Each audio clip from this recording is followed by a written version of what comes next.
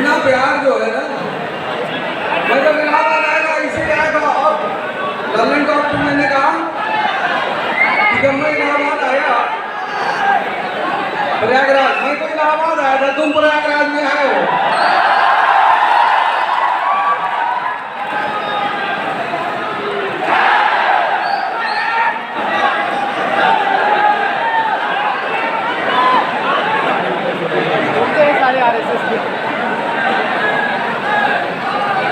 देखो मेरे साथ कुछ ऐसे लोग आए हैं जिनसे मैंने प्रयागराज की बड़ी तारीफ की है और प्रयागराज के स्टूडेंटों की बहुत तारीफ की, और वो हमसे कह रहे हैं यार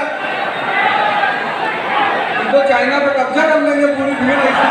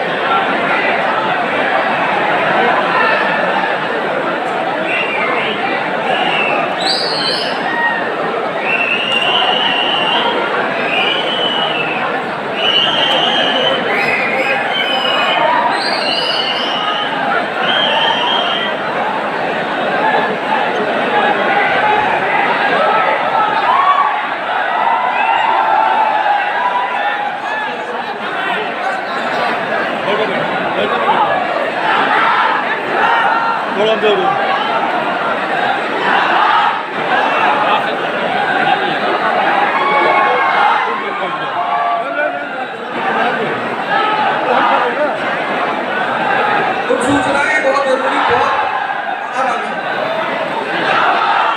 इंडिया चल नहीं जा रहा है, सुनो पहले।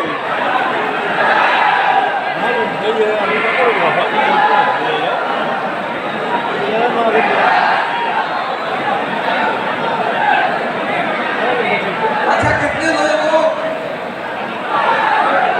हाँ हाँ जय जय, अभी बता दूंगा।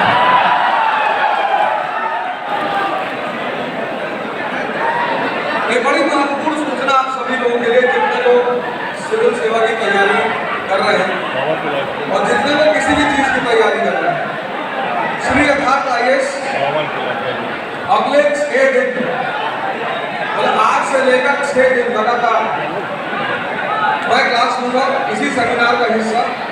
जो बातें मैं यहाँ कहने आया हूँ, सुन लो, इस इंफॉर्मेशन तो बहुत जरूरी है। अगले 6 दिन मैं इलाहाबाद में रहूंगा।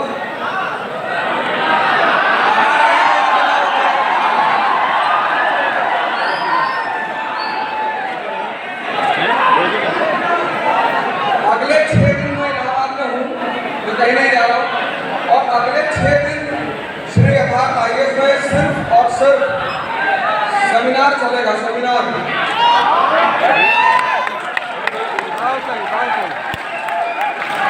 तो जितने लोग सेमिनार अटेंड करना चाहते हैं,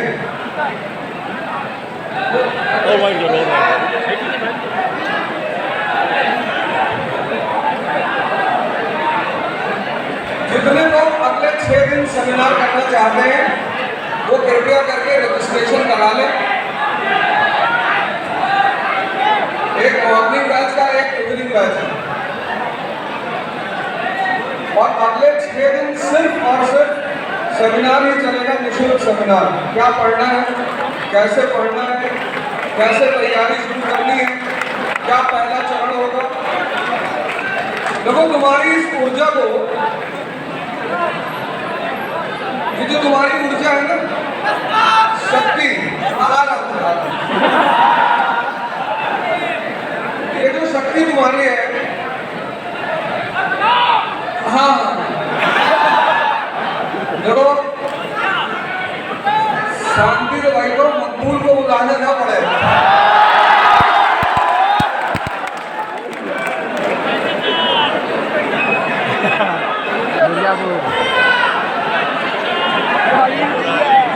तो अगले मैं आप सबको सूचित कर दूं कि अगले 6 दिन सेमिनार चलेगा सुबह और शाम को, सुबह 8 बजे और शाम को 4 बजे। तो आप जितने लोग अगले 6 दिन सेमिनार अटेंड करना चाहते हैं वो सारे लोग रजिस्टर करा लें, क्योंकि जितने लोग यहाँ आए हैं मुझे लगता है 6 दिन का समय बहुत है सबके साथ सेमिनार करने का। इस भीड़ में एक चीज तो बहुत अच्छी है कि आपका सम्मान और आपका प्रेम देखकर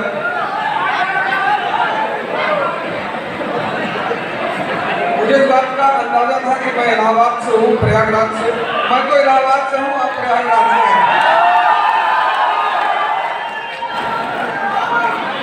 भैया हम जब यहाँ आए थे तो हमारी इतनी खराब स्थिति थी, खराब। सौरभ त्रिवेदी ने हमसे पूछा,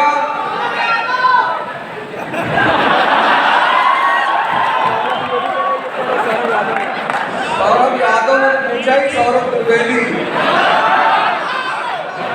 लल्लन टॉप में उन्होंने हमसे पूछा कि आप, जैसे कुछ लोग कहते हैं ना कि मैं तो नर्सरी से तैयारी करने लगा। नर्सरी से कोई नहीं करता। हाँ, हो सकता है कुछ लोग पुराने जन्म की यादें रखे हो अपने पास, क्योंकि हिंदू धर्म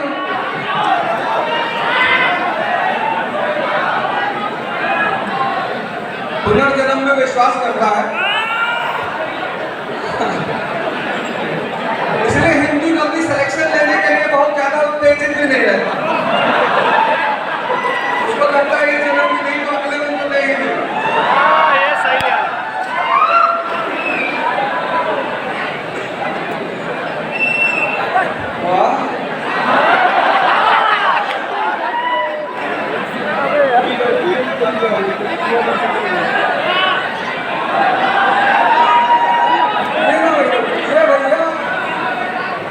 पूर्वांचल की है,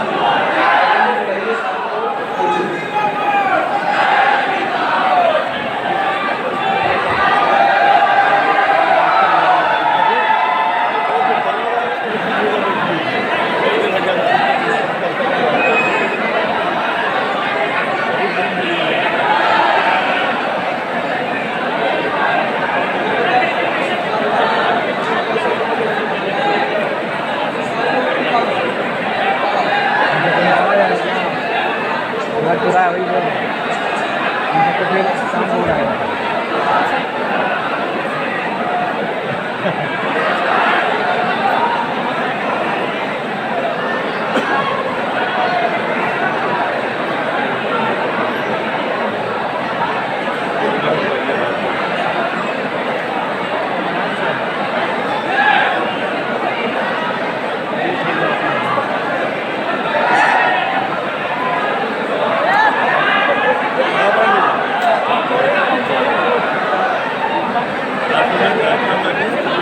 जितने लोग खड़े हैं सुनो मेरे पास सुनो, जितने लोग खड़े हैं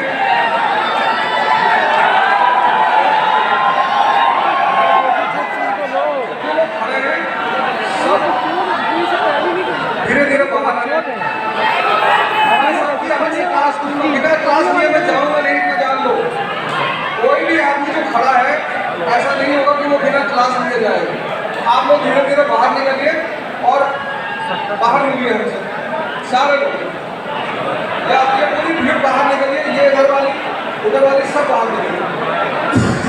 मैं बिना क्लास लिए जाऊंगा नहीं, आप टेंशन ना लें, कोई परेशान होने की जरूरत नहीं। सब बैठना शुरू कर दिए और वो ही औकात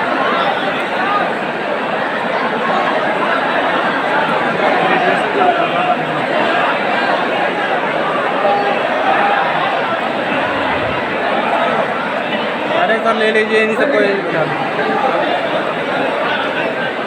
आप सारे लोग जो जितने लोग खड़े हैं सब बाहर निकलिए, खड़े हो। हम सबकी क्लास लेके मतलब ऐसा कोई व्यक्ति नहीं बचेगा। कब रहेगा? तो बेटा तुम यहाँ खड़ा होकर सुन भी तो नहीं पाओगे।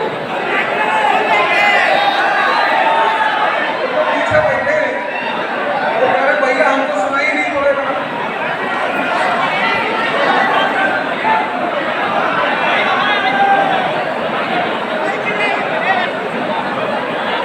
देखो एक रास्ता तो ये है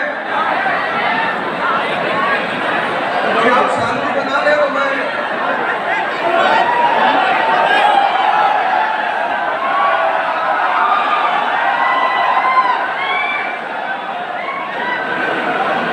यस सर शांति बनवाइए।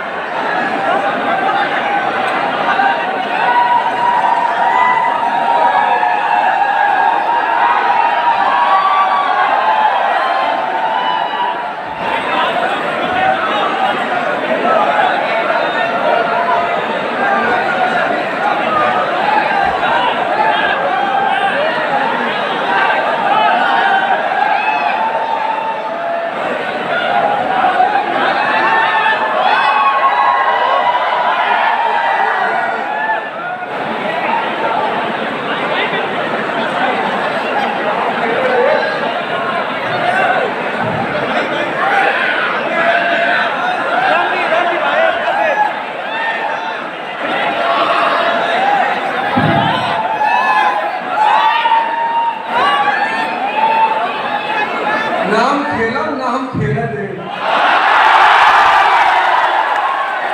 नाम सुखद नाम सुखद दे। श्री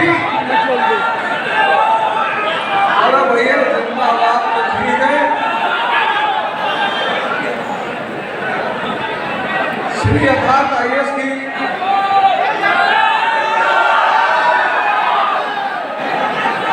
दिखाओ कैमरा उल्टा करा दो। अब की बार 400 के पार।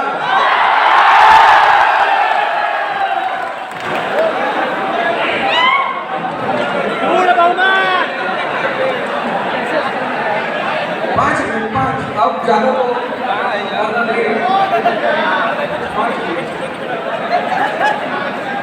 श्री यथार्थ IAS की स्थापना हमारे मित्र धर्मेंद्र भाई ने की है और ये मेरा इंस्टीट्यूट है। हिंदुस्तान में पहली बार मैं ये कह रहा हूं कि ये मेरा इंस्टीट्यूट है श्री यथार्थ IAS। इलाहाबाद में क्यों है? क्यों श्री यथार्थ IAS की इलाहाबाद में स्थापना की गई है? बहुत सारे इंस्टीट्यूट हैं, बहुत सारे टीचर्स हैं, सब अच्छे हैं, सब बुरे का तो कोई सवाल ही नहीं, लेकिन फिर भी श्री यथार्थ IAS की स्थापना की गई है। हमारे गुरुदेव हैं श्रीकांत यादव जी।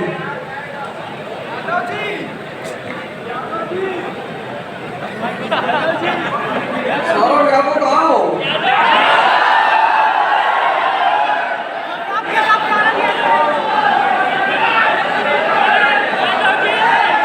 तो गुरु के आज्ञा स्वरूप गुरु की आज्ञा दी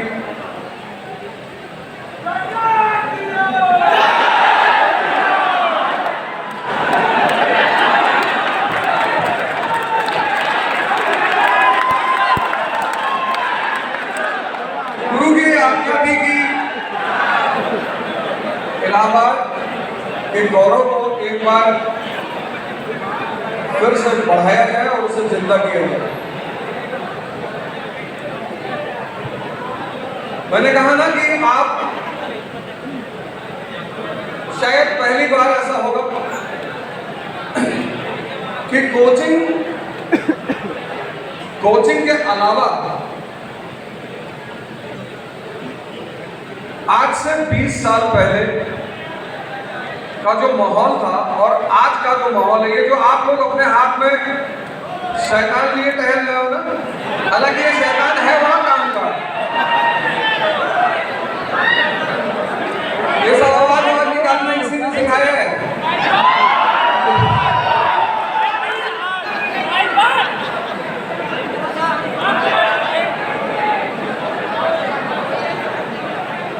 तो कोचिंग आज से 20 साल पहले जो पढ़ाई का माहौल था इलाहाबाद में और आज जो माहौल है, और हमेशा माहौल समय के साथ बदलता रहता है। आज से 20 साल पहले यूपीएससी का जो ढंग था प्रश्न पूछने का, और आज जो है, दोनों में बहुत परिवर्तन है। आज से 20 साल पहले जितनी एकाग्रता थी, उस एकाग्रता का आज अभाव है। देखो किसी सर पे ना चढ़ा जाता आराम से।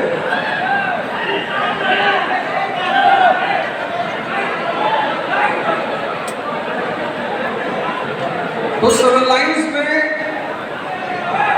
नेक्सा शोरूम है, नेक्सा का, वहीं पर है श्री यथार्थ आईएएस 7th फ्लोर पर, 7वीं मंजिल।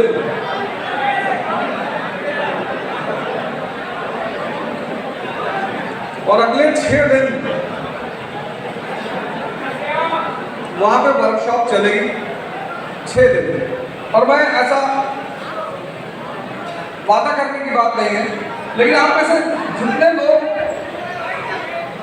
कई बार परीक्षाएं दे चुके हो, 2 बार, 3 बार, 4 बार, और जिनको लगता है कि यार मैंने 4 बार अटेम्प्ट दिया लेकिन मेरी परीक्षा क्वालिफाई नहीं हो रही, मुझसे हो नहीं रहा, मेरे पास कॉन्फिडेंस नहीं आ रहा है, उन सारे सूत्रों पर मैं चर्चा करूंगा। देखो आराम से रहना, ऊपर कोई धक्का मत देना, नहीं तो सब नीचे आ जाओगे।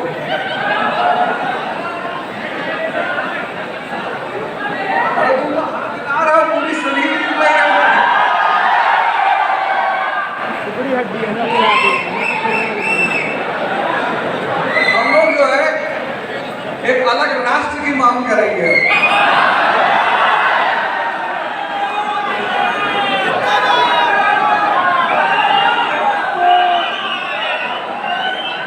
भारत में नहीं,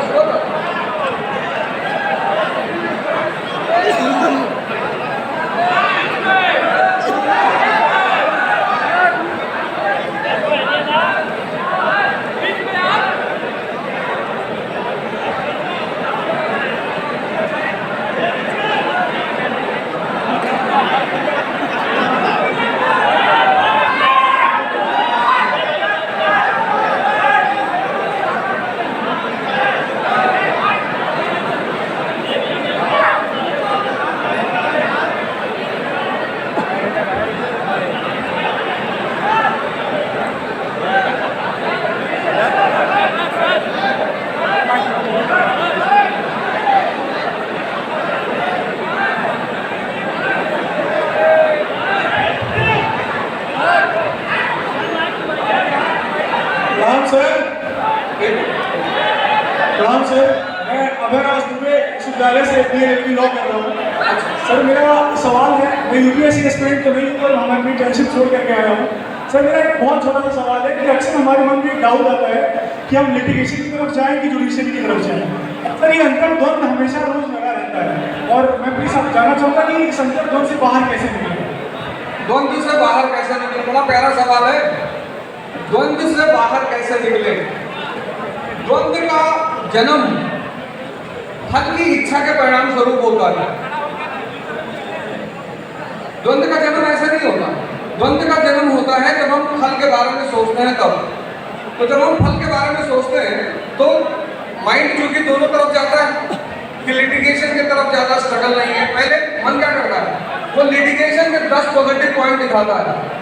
तो एक बार तो तुम लिटिगेशन की तरफ चले जाओ और दोबारा तो क्या करेगा, 10 जुडिशरी के पॉइंट दिखा दे।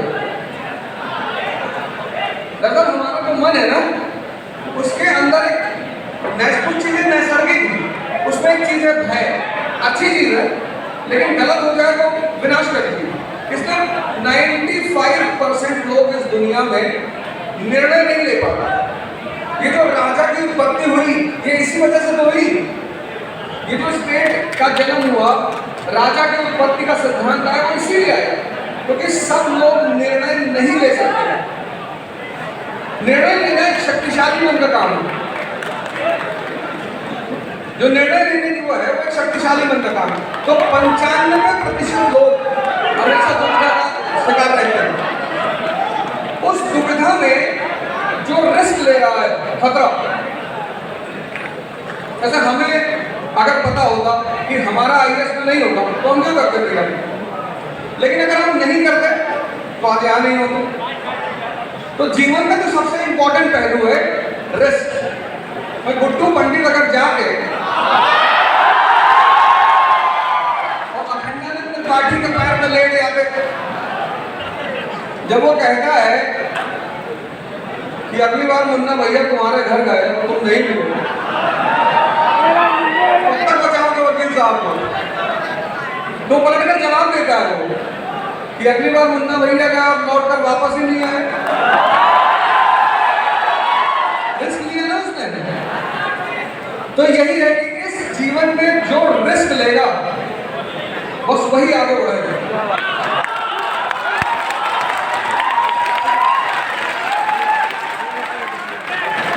द्वंद्व का कोई समाधान नहीं होता। जैसे बहुत सारे लोग सोचते हैं कि सोशियोलॉजी ऑप्शन रख लिया।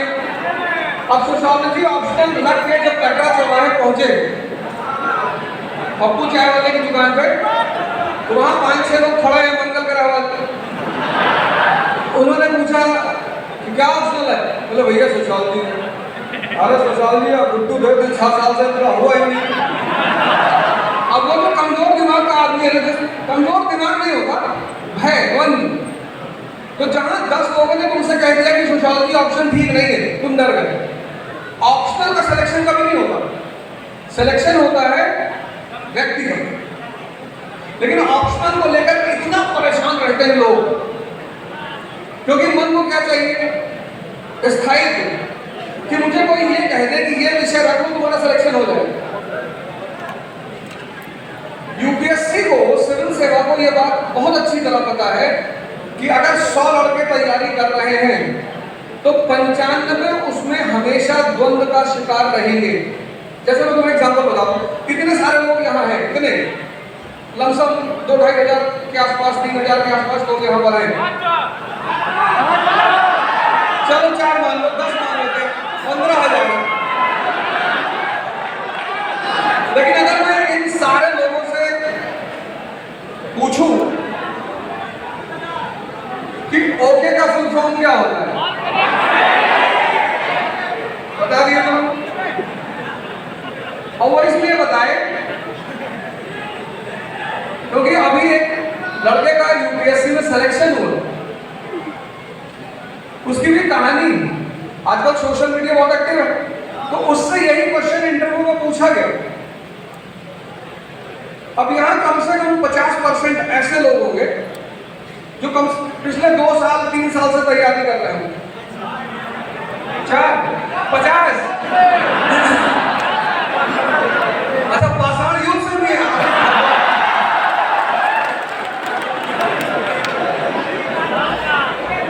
लेकिन वो जो सिद्धांत है ना, पढ़ना है, सीखना है और समझना है।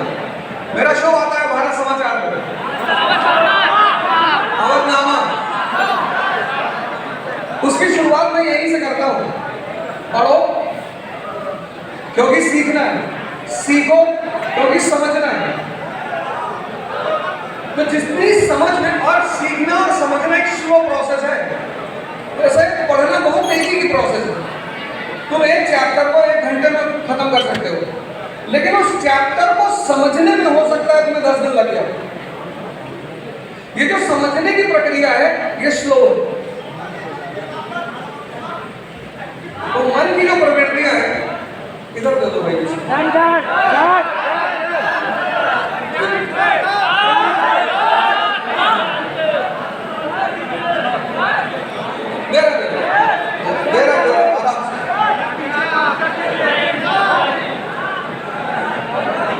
दो प्रश्न, दो।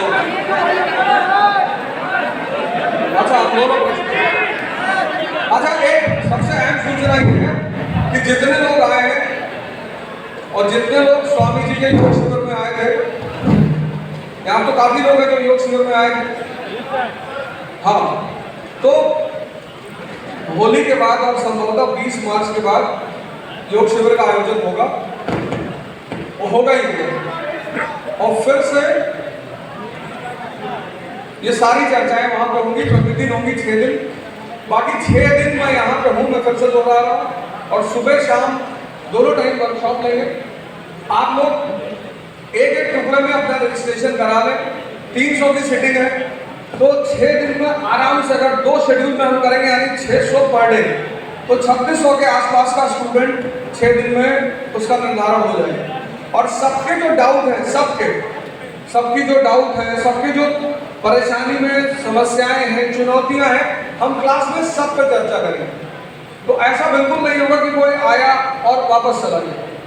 दूसरी बात यह है कि कई सारे लोग, शायद ऐसा मैं सोचता हूं कि वो जो मेरा सुबह का प्रोग्राम है 5 बजे वाला ब्लूटूथ, अपने से जोड़ोगे तभी बाहर जोड़ पाओगे।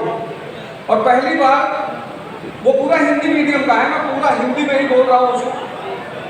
लेकिन जितने भी लोग कर रहे होंगे, जितने भी, जो भी वो 5 बजे वाला प्रोग्राम कर रहे होंगे और मेरे साथ उन्होंने पहला चैप्टर पढ़ना शुरू किया होगा, तो उनका पर्सपेक्टिव बदला होगा।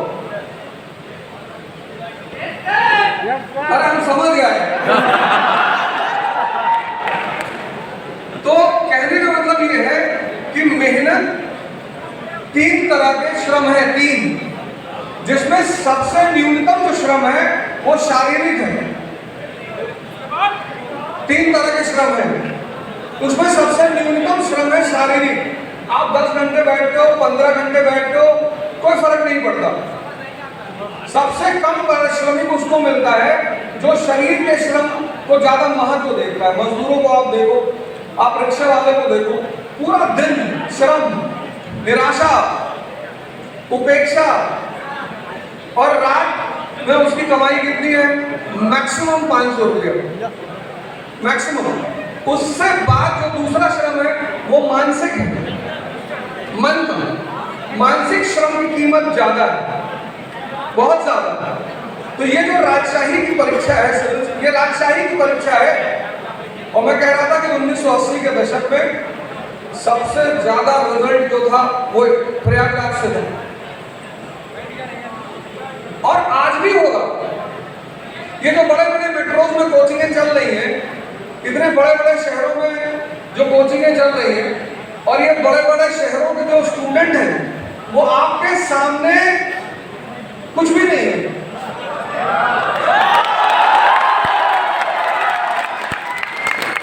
आप ही के लिए रश्मिरथ ने एक लाइन लिखी बहुत प्यारी, प्रसादों के कंकाप शिखर होते कबूतरों के ही घर। महलों में गरुड़ न रहता है, कंचन पर कभी न सोता है, रहता वो कहीं सलोरी में।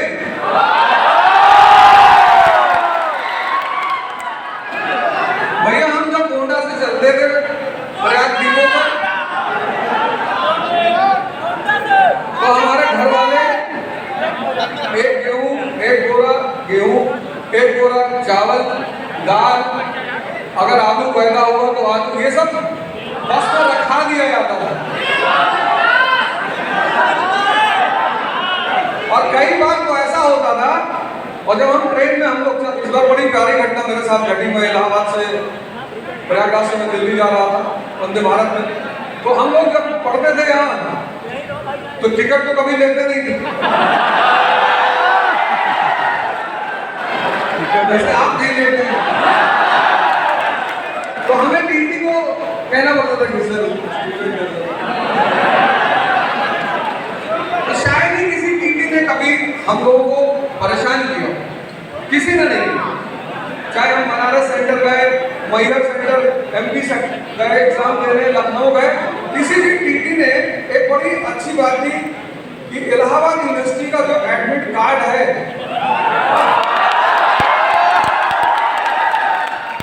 वो दुनिया में बड़ा पावरफुल एडमिट कार्ड। तो जहां तक मुझे याद है कि हम जब भी निकले एग्जाम देने, जबलपुर गए या जहां भी गए, तो किसी टीटी ने कभी परेशान नहीं की कि नहीं ठीक है एग्जाम देने जा रहे हो, जाओ। पहली बार जब मैं अभी वंदे भारत से जा रहा था तो हमारी एक टीटी साहब से मुलाकात हुई और मैंने मास्क लगा रखा था, मास्क हटाया तो उन्होंने मुझे देखा, कहा कि ओझा जी, मैंने कहा जी भाई साहब, अरे बोले नमस्कार। इस शहर ने ये दिशा परिवर्तन किया, ये जीवन बदला कि पहले हम लोगों से निवेदन करते थे, हाथ जोड़ते थे, आज लोग हाथ जोड़ते और निवेदन करते हैं।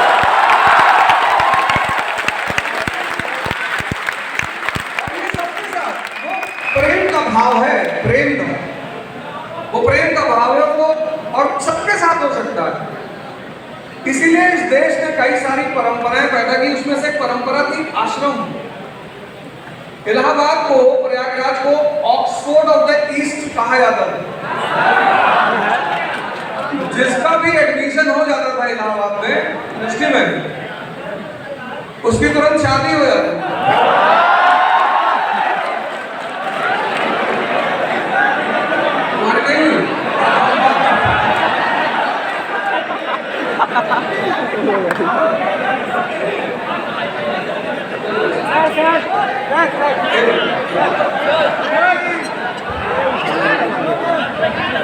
बताओ सर, मैं संजीव चौहान गाजीपुर से रहने वाला हूं।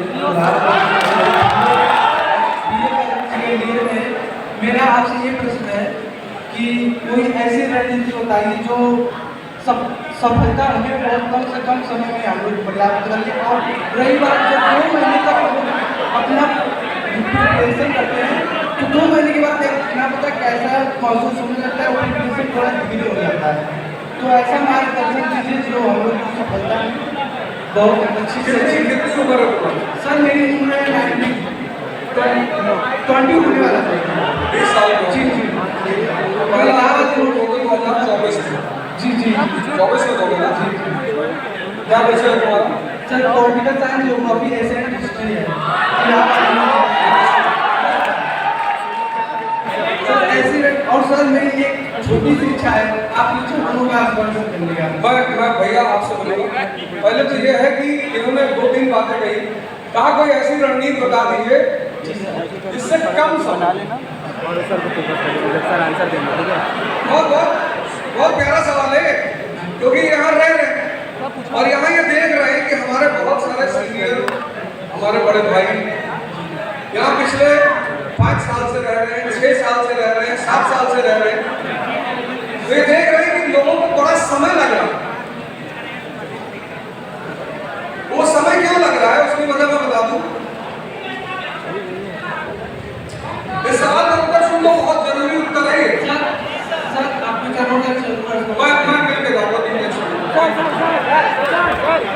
अरे पहले आंसर तो सुन लो, आंसर तो सुन लो भाई।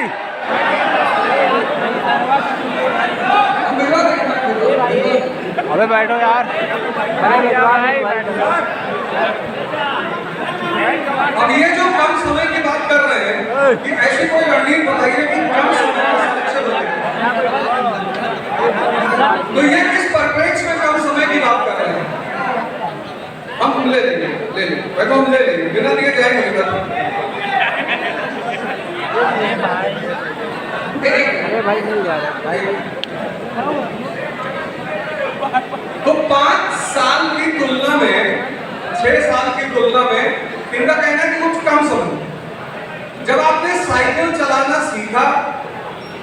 सीखा तो समय बहुत लगा, यानी सीखने में समय लगता है। जब आप साइकिल चलाना सीखना शुरू किए तो आप कुछ दिन साइकिल लेके सिर्फ भगे बैलेंस करने के लिए, फिर कैंची चलाए, फिर कंधे पे बैठे और गद्दी। आप गलती क्या करते हैं, आप उस समय को बचाने के चक्कर में सीधे कूद के गद्दी बैठने का प्रयास करते हैं। शिक्षा में भी, पढ़ाई में भी, तैयारी में भी पहला जो चरण है वो बहुत स्लो होता है और वो 3 महीने का चरण है। वो 3 महीना जो पूरा नहीं करेगा उसे करना ही करना है। भाई आप सब लोगों को लगता है दिल्ली चले जाएंगे तो सिलेक्शन हो जाएगा। कितने लोग दिल्ली जाके वापस आके यहाँ रह रहे हैं? क्योंकि वो जो नियम है, नियम, कोई चीज अपना नियम नहीं तोड़ेगी। आप में से बहुत सारे लोगों ने नियम को तोड़ा है। जो सीखने की प्रक्रिया है, सीखने की, उस पर आप कभी ध्यान ही नहीं देते कि ज्योग्राफी क्यों पढ़ना है, हिस्ट्री क्यों पढ़ना है, साइंस क्यों पढ़ना है। अच्छा, ह्यूमैनिटीज एक ऐसा सब्जेक्ट है जिसको भारत में बहुत अच्छी नजर से नहीं देखा जाता। हमारे घरों में लोग कहते थे कि हिस्ट्री पढ़ के कोई नौकरी मिलेगी। भैया हिस्ट्री पढ़ के लोग राजा बनेंगे, नौकरी तो नहीं मिलेगी, ये तो हम भी मानते हैं।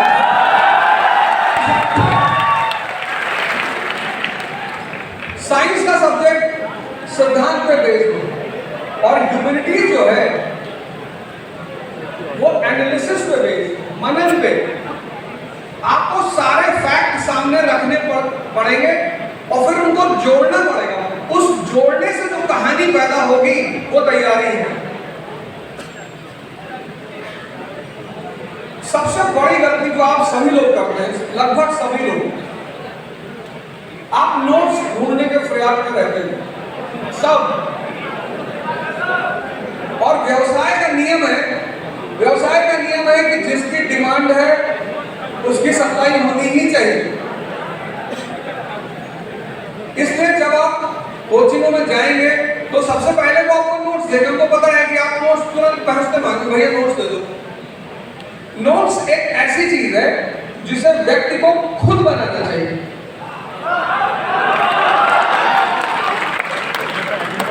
बैठ जा भाई, क्या होगा? अरे बैठो यार। जैसे पहला चैप्टर विपिन चंद्र का 40 पेज का है और उस 40 पेज को आपने 4 पेज में समराइज कर दिया, तो वो आपकी अपनी क्रिएटिविटी है। आपने काम किया, आपने सीखा है, आपने उसे विकसित किया है। तो समय कम लगेगा अगर व्यवस्थित ढंग से प्रयास किया जाएगा। तो नहीं किया जाएगा तो वो समय ज्यादा लगेगा ही लगेगा।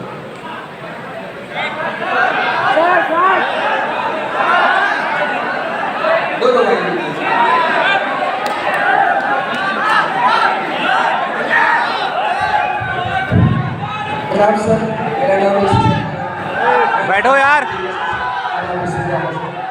सर, मेरा प्रश्न है कि एक विश्वविद्यालय की रैंक लगातार नीचे चली जा रही है, इस पे आपका और एक क्वेश्चन होगा सर फिलॉसफी अगर ऑप्शनल रखा जाए तो कैसे रहेगा? नहीं ऑप्शनल, फिर भाई मैं इसी में तो मैंने शुरू किया, ऑप्शनल कोई भी बुरा नहीं है, बुरा है ही नहीं। 2015 का एक टॉपर है, 2nd रैंक, आमिर आता है, engineer, philosophy of the person. किसी भी विषय की वो अंतरात्मा है ना, वो तुम्हारा इंफॉर्मेशन कभी नहीं पूछते, वो तुम्हारे विषय की समझ को जानना चाहते हैं।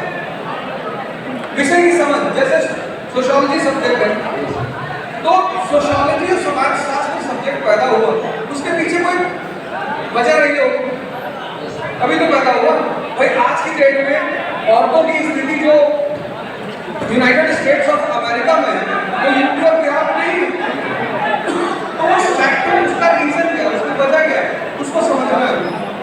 तो विषय का जो केंद्रीय तत्व है, किसे क्यों पढ़ना चाहिए, उसको ध्यान में रखना चाहिए। बहुत अच्छा विषय, बहुत बढ़िया, एकदम बढ़िया। और सर एक कहानी आपको सुननी थी तारक के हॉस्टल की। सर तारक के हॉस्टल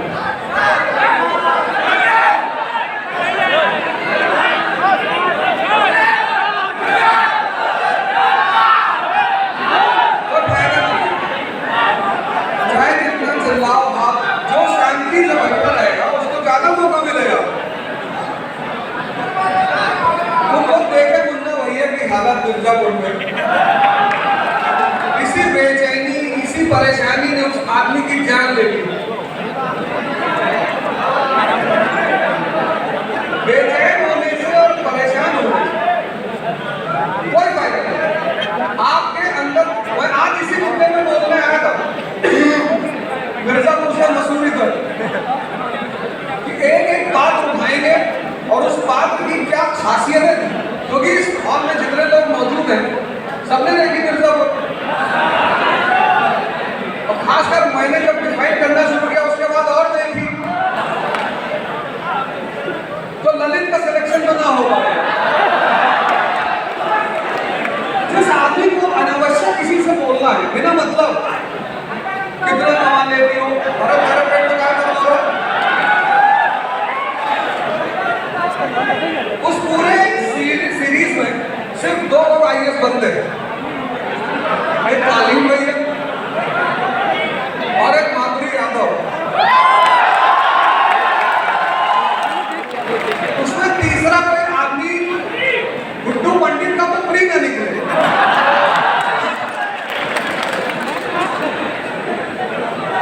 हाँ, उनका SSC नहीं।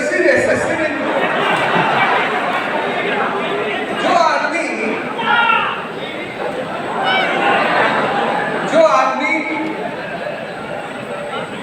उसके मास्टर ने उसको कितनी अच्छी राय दी, उसके प्रिंसिपल ने, कि बेटा राजनीति करनी है तो गुंडा पालो। वो बेवकूफ लड़का जो उसके साथ चल रहा है, वो बाहर पूछता है कि मास्टर साहब क्या कह रहे थे, आज के बाद कल से कोई हिंसा नहीं, कहता कल से। तो आज मैं सोच कर आया था, यही मेरा प्लान था, लेकिन कोई बात नहीं, मैं अपने पूरे प्लान को फिर से चेंज कर दिया हूँ। अगला 6 दिन, आज 16 तारीख, 17, 18, 19, 20, 21, 22 को 22 तारीख तक मैं यहाँ हूँ। 1 क्लास सुबह, 1 क्लास शाम को। टाइम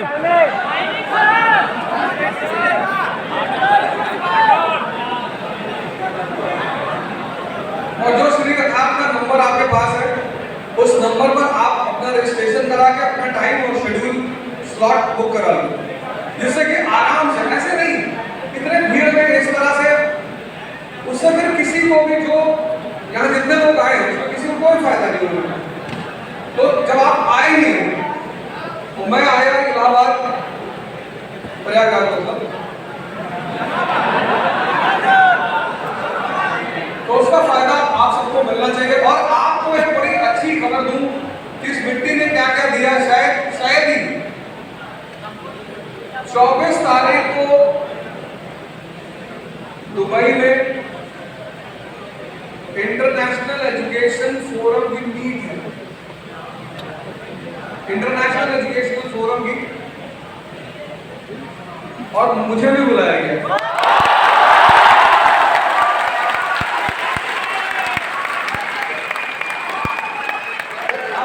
एक अंदाजा लगाइए कि दिशा गाइड नहीं,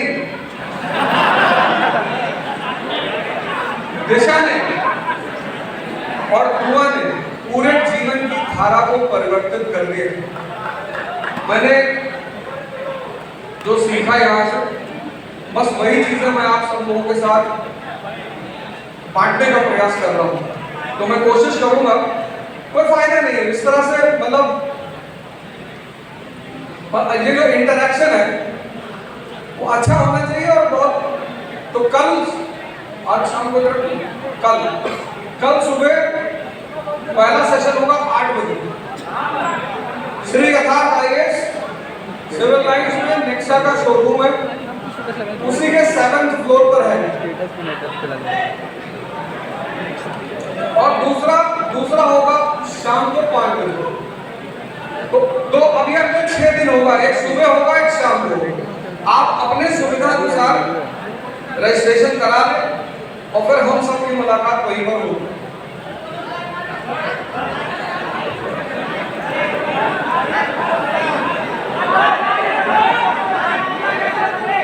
आराम से।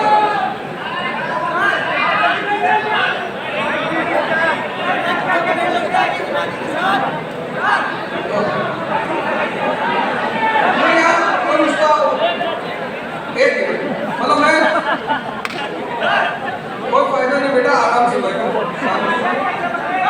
और जिसको भी बेटा तुम कार्ड, मैं तुम यही बैठी रहो, ये सबको निकलने दो, आराम से बैठी रहो, टेंशन